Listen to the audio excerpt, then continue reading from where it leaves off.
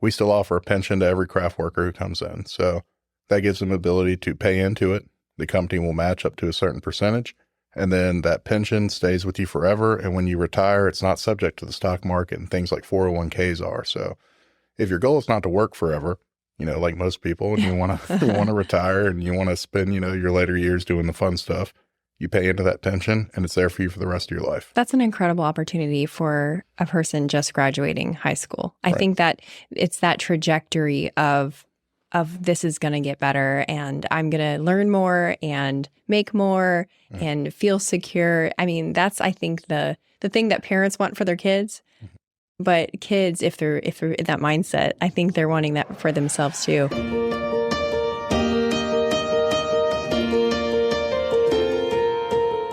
Welcome to the Voices United in Education podcast. Each week, we showcase the teachers, administrators, and community members who go the extra mile to contribute to the success of every student in Escambia County.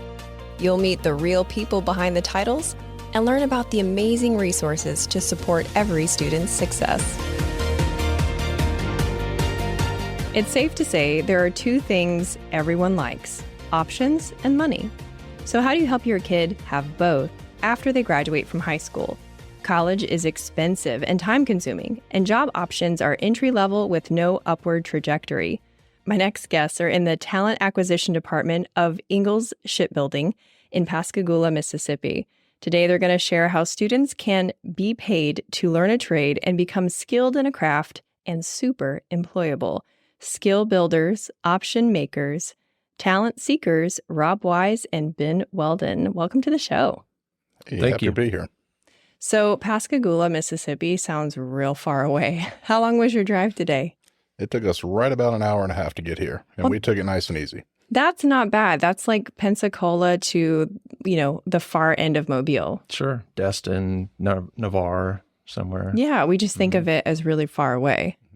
Okay, so the shipbuilding program. I kind of have some rudimentary questions, if that's allowed. Sure. So what kind of ships are we talking about? Military ships, shipping container ships? Primarily, we build Navy vessels. For the Navy and the Coast Guard, we build Coast Guard vessels for Homeland Security. Right now, we have 5 classes of ships, but primarily we're a serial shipyard with 4 classes.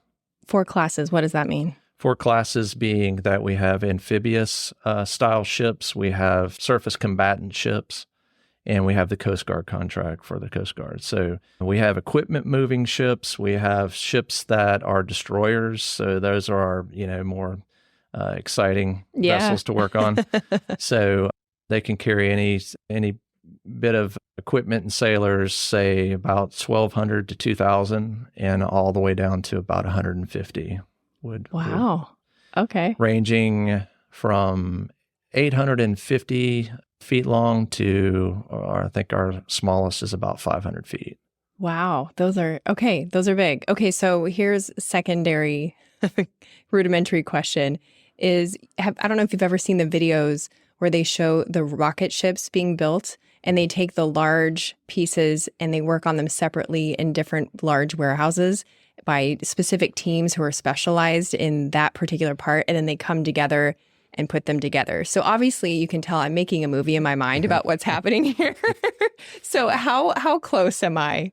So, yeah, that's almost exactly how ships are built. They're constructed. We start from nothing, from concept.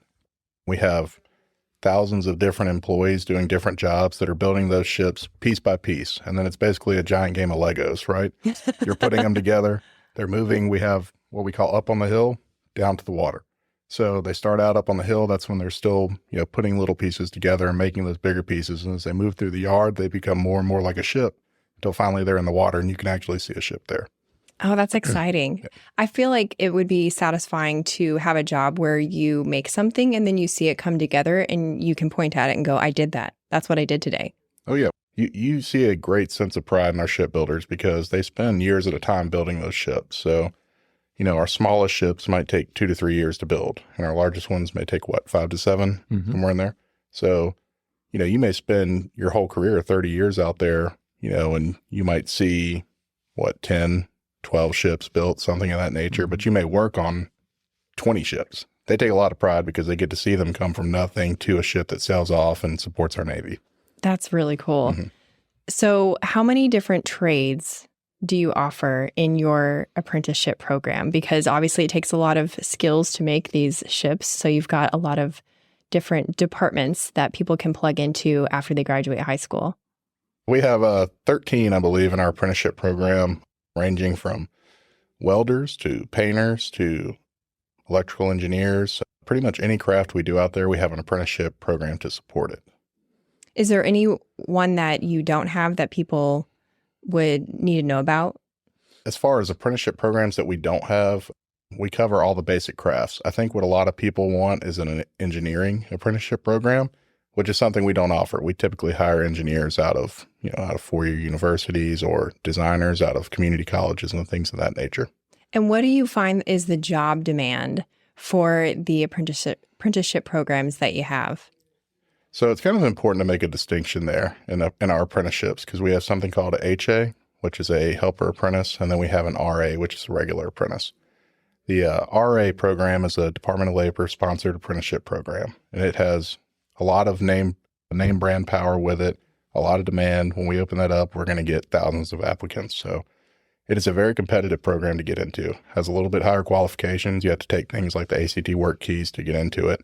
It's limited space because it's limited classroom space that we have to teach. The helper apprentice program, we hire more entry level and up there. So that one, same thing. We get thousands and thousands of applicants over the course of a year, but it's a little bit easier to get into because we're not having to be concerned with classroom space and some of the other qualifications that go into it. But overall, we're seeing, tens of thousands of applications every year. So for the HA apprenticeship program, is that open all the time and the other one is only open during specific seasons? Correct. So the HA is, it's rolling requisitions is what we call them. So Okay. we hire all year long. When we open back up in January after a shutdown, we open up and we hire HAs all year long. The RA program runs, it has specific course lengths. So we generally hire it a couple different times a year for that program. So they have, they may start a class in January and then they may start another class towards the mid of the year, but they have different entry regs for that. I want to come back to what the HA, I'm going to try very hard to get these letters correct for the program. So what the HA apprenticeship benefits are. But I wanted to ask you, Rob, you graduated from the electrical apprenticeship and you've been at the company for like 26 years now. Yes, So this year I'll be 27 years. Mhm. that's incredible. So what role did that apprenticeship play in the trajectory of your career? So I came to shipbuilding with a bachelor's degree, and it was a communications bachelor's degree with a minor in advertising and another minor in public relations. And I had a father that had come out of a machinery background, trades, and he was pestering me that I needed to get my hands dirty. I need to work. It's a very dad thing to say. Yeah, I had tried 3 years doing commercial art and graphic design and advertising over in Jacksonville, Florida.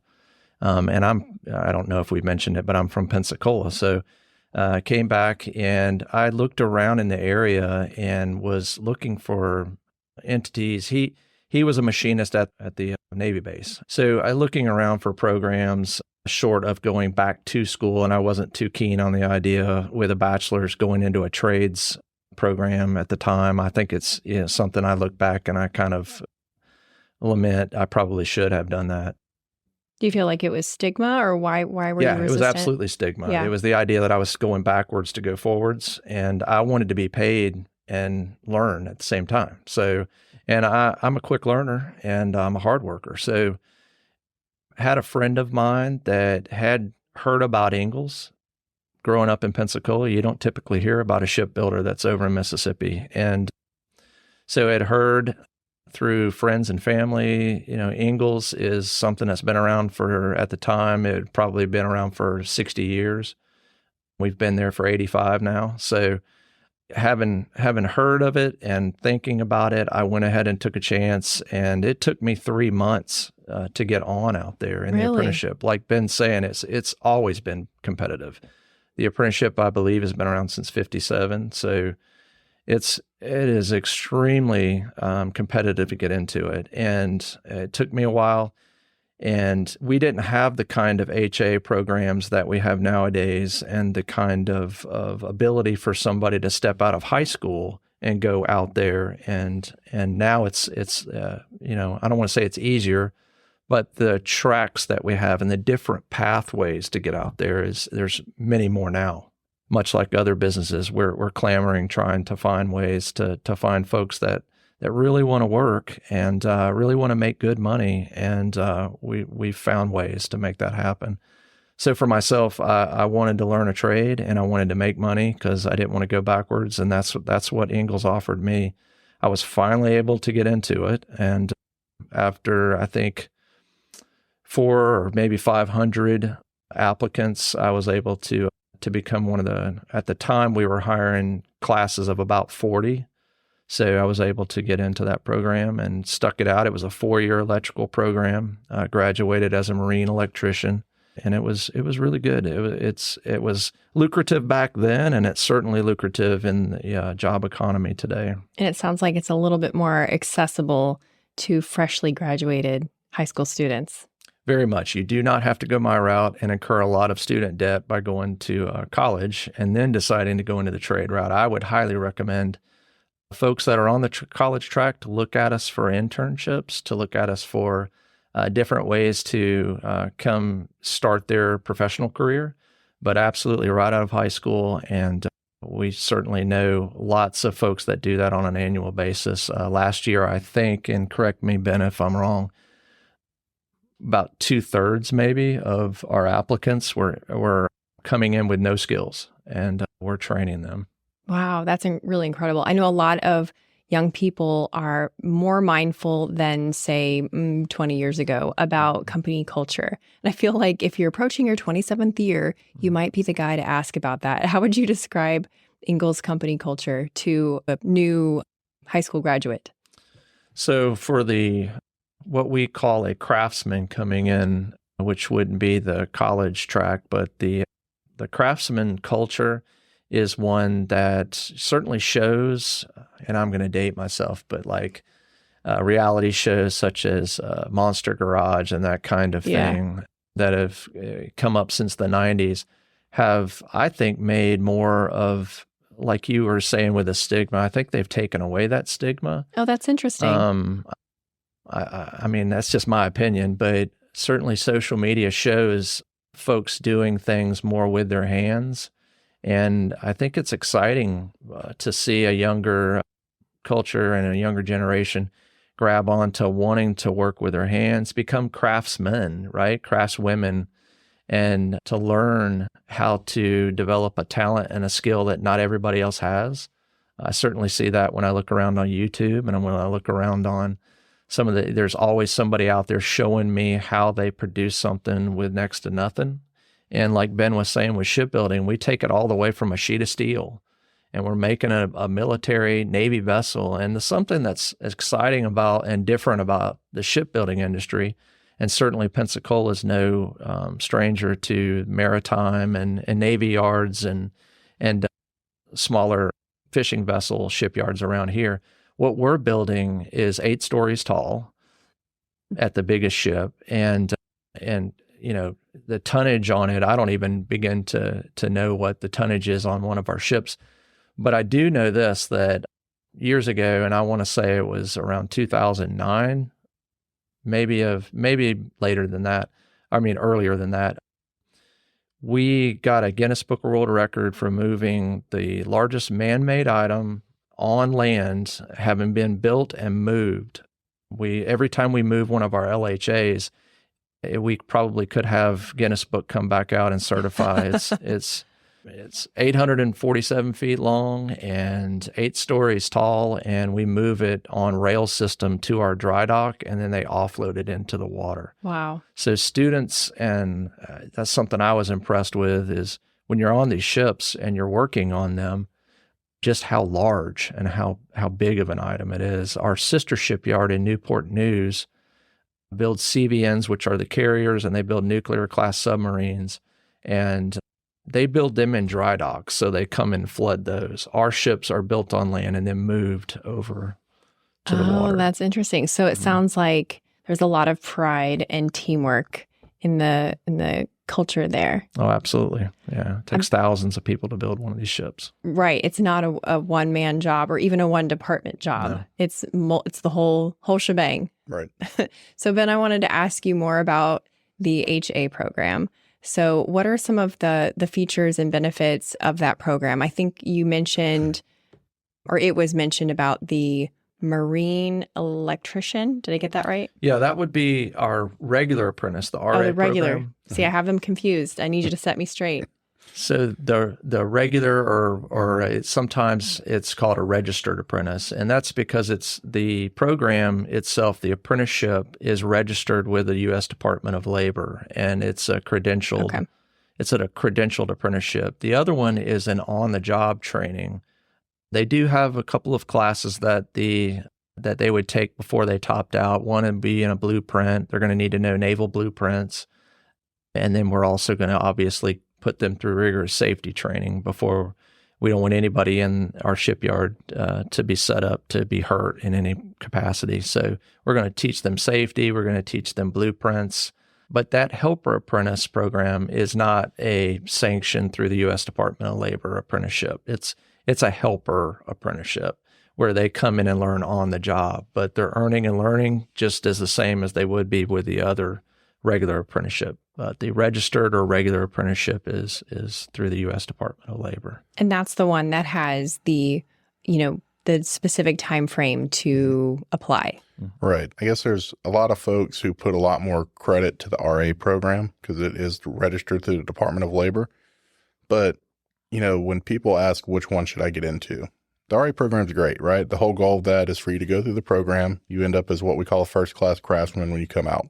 If you come in as an HA, you will follow the same path. In around 4 years, about the same time that you do for most of our RA programs, you'll be a first-class craftsman, right? So there are different routes to get there, but they both take you to the same place.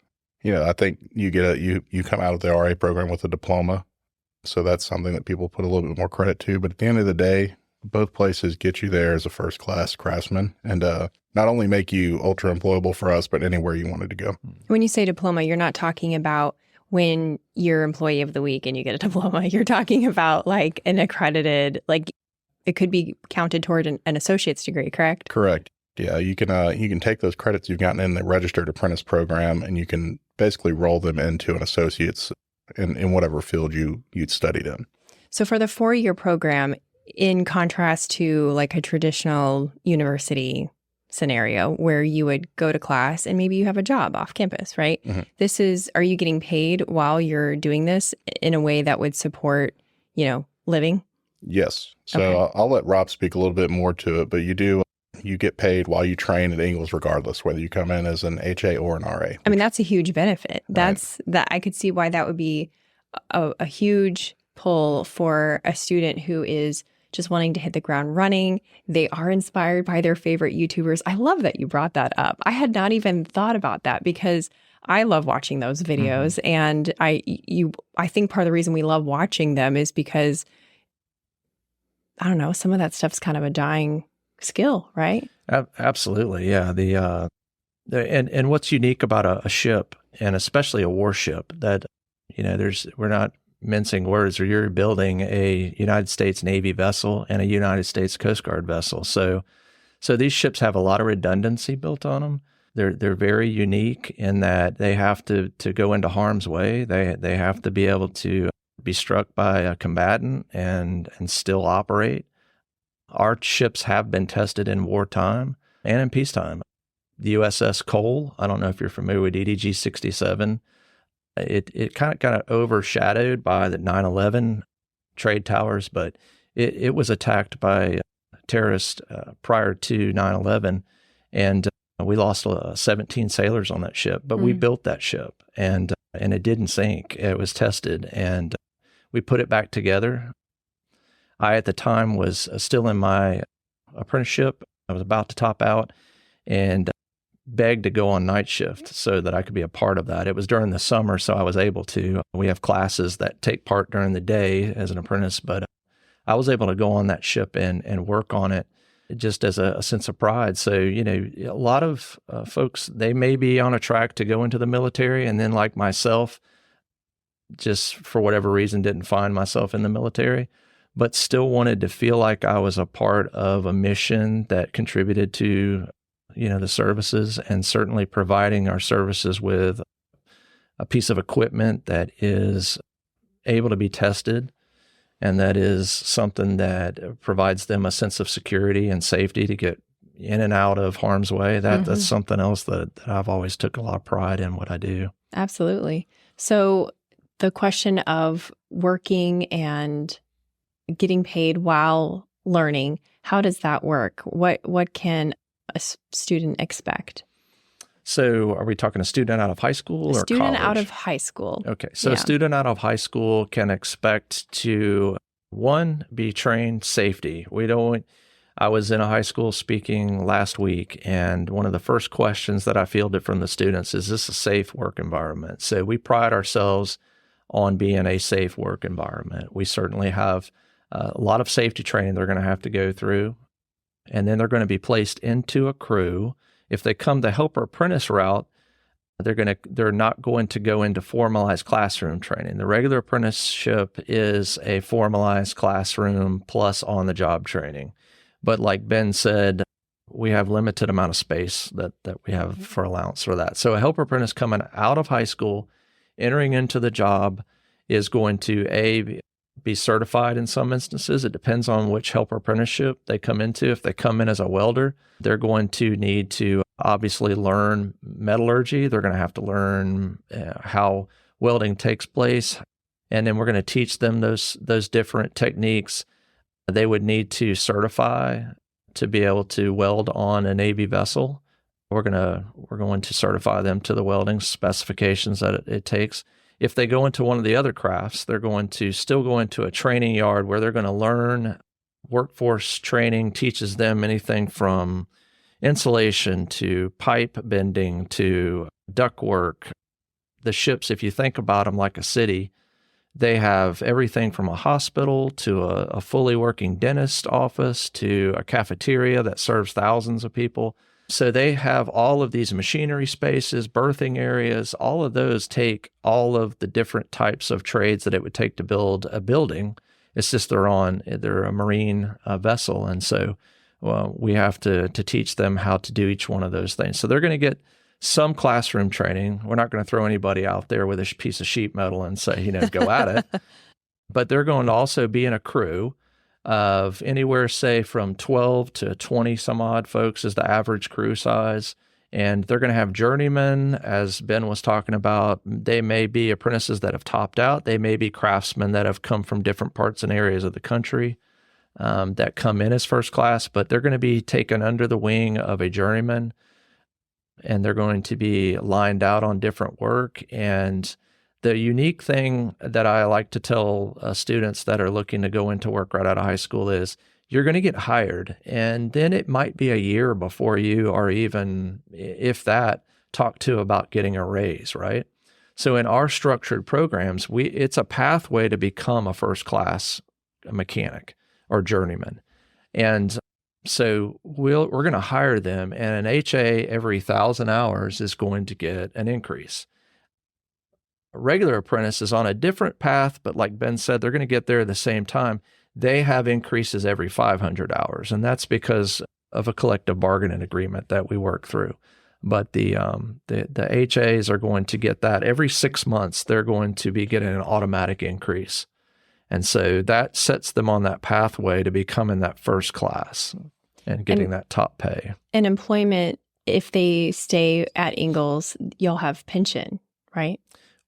I'll let Ben talk to that. We do have pensions. That's one of the things that kind of sets us apart from a lot of employers. You don't find pensions quite often outside of state government, federal government, things of that nature anymore. Or if companies do have them, it's only people who have grandfathered into them 20 years ago. We still offer a pension to every craft worker who comes in. So that gives them ability to pay into it. The company will match up to a certain percentage. And then that pension stays with you forever. And when you retire, it's not subject to the stock market and things like 401ks are. So if your goal is not to work forever, like most people, and you want to want to retire and you want to spend, your later years doing the fun stuff. You pay into that pension and it's there for you for the rest of your life. That's an incredible opportunity for a person just graduating high school. I think that it's that trajectory of this is going to get better and I'm going to learn more and make more and feel secure. I mean, that's, I think, the thing that parents want for their kids. But kids, if they're in that mindset, I think they're wanting that for themselves too. I wanted to ask you, is there any employment obligation for the student after they finish after they finish the RA apprenticeship? Like, do they have to stay on for so many years? No, they do not. We do not. We're an at-will state in Mississippi, so you can come and go as you please. Now, if you make it all the way through the RA program, you'll have 4 years where you've already paid into a pension. You will be topped out in your pay with opportunities for incentives and overtime and things like that. So from a financial literacy standpoint, you're not obligated to stay. But most people who go through our RA program, they do end up staying. Rob's been with us for 26 years. Yes. 26 years. So we have a class of shipbuilder called Master Shipbuilders, and those are people who have been with us for 40 years, right? And so we have quite a few of those out at the Really? Yeah. So what we see a lot, shipbuilding's hard. It's not an easy job, but the people who can make it, a year, 2 years, 3 years, if they go through the RA program, they stay for a long time. Wow. I mean, most people change jobs, every 6 years? Right. So to have more than one person at your company that's been there for 40 years, that is saying something. Now, when a student graduates from high school and they're interested in, participating and they're accepted in the apprenticeship program and they're an Escambia County high school student, do you find most of them just move over there kind of like they would if they were attending a university, or do they commute? So we have a lot of folks who they come from outside of our 50-mile radius in Pascagoula. And there's people who commute every day from Pensacola. Some people do move over. Some people like to be a little bit closer. But we have people come from Pensacola, from New Orleans, from Hattiesburg in Mississippi, which are all about an hour to an hour and a half away from Pascagoula. So it's really preference. You do not have to move away. Rob can tell you he's from Pensacola, and he can tell you that it's not that far. We came here this morning. It's not a bad drive, especially if you round up a few friends and you come together. I don't think that there's any reason you have to move to Pascagoula and to Mississippi unless you just want to. Tell me about what Enterprise Rent-A-Car is doing to help people commute. So we have a commuter program through Enterprise, and it's really great, especially if you're coming out of high school, you may or may not have reliable transportation. You can rent a car through Enterprise, and if you have you and 3 or 4 buddies, you can rent that, and basically they will give you a vehicle that can get you back and forth to Ingalls. It's very cost effective. If you rent an SUV, it ends up being around $35 a week. Wow. They take care of all the maintenance. If something happens to the car, they get you a new one. So you're not having to worry about replacing your tires, changing the oil, doing things like that. And it's really just a great program for people who, if you are going to commute every day and you don't want to put that mileage on your car, you have an option. What would you say is the best next step for a parent listening to this episode who wants to explore this option for their kid? Do you take them to Ingalls and do a tour, or do they have a conversation with one of you? What do they do? So we have a recruiting presence over in this area. So if it is something you're interested in, you can always go to hii.com/careers, and that tells you some of the careers we have. But also, Rob and I would be happy, or someone from our recruitment team would be happy to come back and talk to you in person about it and talk with your child about it. And, they will be an adult by the time they come work for us. But talk with you all about it and tell you what the opportunity is and tell you how to get there and what you need to do. I love that. Any final thoughts before we wrap up? Well, if they are interested, what I would like to see is for them to contact their career counselors in the school system, or they can contact their school administration. If they want to have us come over and talk to the students, I would absolutely love to come from a parent-generated need for us to come. That would be wonderful. But we will absolutely come to the area. I'm already in some of the school systems, West Florida, high school. I was there last week at a job career fair. If there's anybody that wants to have us come and set up a table and talk to the students at job fairs, we're willing to do that. And we're willing to do that in a more informal setting. If they want to just invite us into the school system to set up in a library or in the school, we can come and bring pamphlets and information and hand that out to the student body that is looking for opportunities here and would like to know what other opportunities outside the area are available. Awesome. Well, thank you. I really appreciate y'all coming to talk about this. This was awesome. Thank you. Thank you very much. Thanks for listening. Be sure to subscribe and share. Voices United in Education is a production of Escambia County Public Schools.